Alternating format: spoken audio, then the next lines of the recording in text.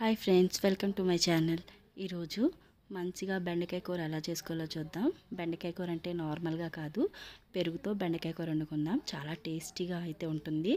First ఒక pan తీసుకొని కొంచెం ఆయిల్ వేసుకొని, ఆయిల్ బాగా వేడైన తర్వాత మనము సన్నగా చక్కగా చిన్న చిన్న ముక్కలుగా తరిగి పెట్టుకున్న బెండకాయ ముక్కలన్నీ కూడా ఆయిల్లో వేసి లో ఫ్లేమ్ కాదు, కొంచెం మీడియం ఫ్లేమ్లో పెట్టుకొని మంచిగా వేపుకోవాలి.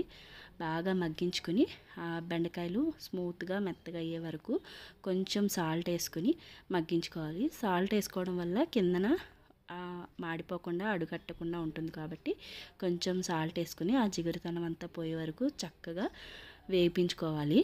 అలాగే అవి వేగుతుండగా ఒక బౌల్లో కొంచెం పెరుగు తీసుకొని దానికి మనకి రుచికి తగ్గట్టుగా కొంచెం సాల్ట్, కొంచెం పసుపు, ఒక స్పూన్ కారం అందులో వేసేసుకోవాలి. అలాగే ధనియాల పొడి ఉంటే ధనియాల పొడి కూడా ఒక స్పూన్ వేసుకొని బాగా మంచిగా అది మొత్తం అంతా కలుసుకునేలాగా జ్యూసీగా మనం లైట్గా కొంచెం వాటర్ పోసుకొని కలిపేసుకొని పక్కన పెట్టుకోవాలి.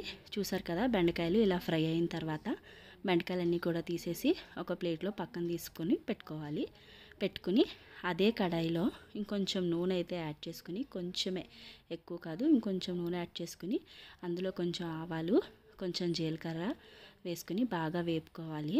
ఆవాలు జీలకర్ర వేగిన తర్వాత ఒక ఉల్లిపాయ, ఒక టమాటా, 2 పచ్చిమిర్చి కట్ చేసుకొని అందులో వేసుకొని బాగా మగ్గించుకోవాలి.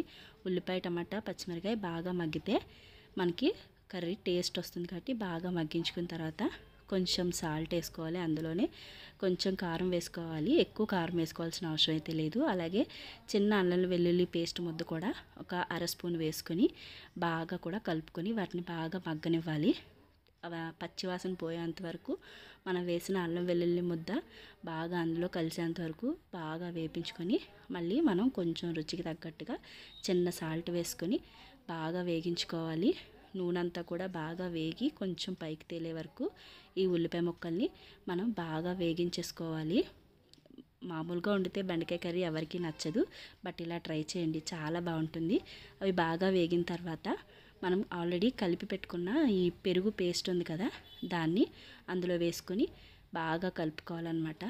ఇదంతా కూడా జస్ట్ మీడియం ఫ్లేమ్లో పెట్టుకుని చేసుకుంటే సరిపోతుంది.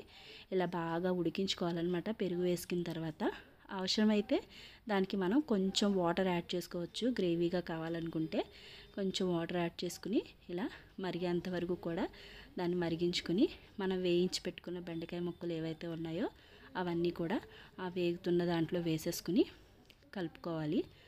చాలా అంటే చాలా టేస్టీగా ఉంటుందన్నమాట. బెండకాయ ముక్కలు మంచిగా వేగించుకుంటే కర్రీ టేస్ట్ చాలా బాగుంటుంది. సో బెండకాయ ముక్కలు బాగా వేగించుకోవాలి. కొంచెం ఆయిల్ వేసుకొని ఆ వేయించుకున్న బెండకాయలన్నీ కూడా మనం రెడీ చేసి పెట్టుకున్న ఈ గ్రేవీలో వేసుకొని బాగా కలుపుకోవాలి. కారం, ఉప్పు అలాంటివి మనకి రుచికి తగ్గట్టుగా మనం మళ్ళీ కావాలంటే యాడ్ చేసుకోవచ్చు. నేనైతే ముందుగానే కొంచెం సరిపోయేలానే ఉప్పు, కారం వేసేసాను. సో మళ్ళీ యాడ్ చేయట్లేదు. ఉప్పు, కారం మనకు తగినట్టు వేసుకోవాలి. ఇలా కుక్ అవుతుందన్నమాట. బాగా మీడియం ఫ్లేమ్లోనే పెట్టి బాగా కుక్ చేసుకుని బాగా మగ్గేంత వరకు ఉంచుకుంటే కర్రీ రెడీ అయిపోయినట్టే. చాలా టేస్టీగా ఉంది కర్రీ అయితే. మీరు కూడా ఒకసారి ట్రై చేసి చూడండి. చాలా చాలా టేస్టీగా అనిపించింది. మనం కావాలనుకుంటే కర్రీ అంతా అయిపోయిన తర్వాత కొత్తిమీర కూడా యాడ్ చేసుకోవచ్చు అనమాట.